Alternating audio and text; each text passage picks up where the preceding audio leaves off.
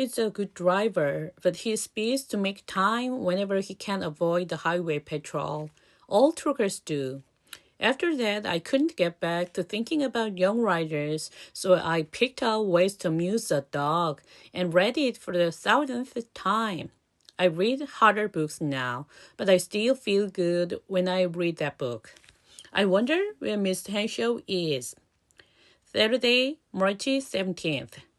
Today is Saturday, so this morning I walked to the butterfly trees again.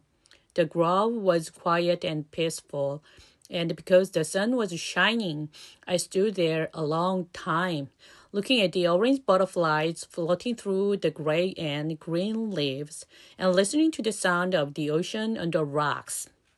There aren't as many butterflies now. Maybe they are starting to go north for the summer. I thought I might write about them in prose instead of poetry. But on the way home, I got to thinking about Dad, and one time when he took me along, when he was hauling grapes to a winery, and what a great day it had been. Tuesday, March 20th. Yesterday, Miss Neely, the librarian, asked if I had written anything for the Young Writers yearbook, because all writing had to be turned in by tomorrow. When I told her I hadn't, she said I still had 24 hours and why didn't I get busy?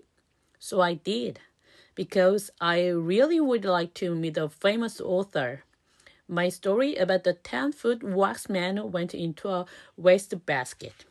Next, I tried to start a story called The Great Lunchbox Mystery, but I couldn't seem to turn my lunchbox experience into a story because I don't know who the thieves were, and I don't want to know.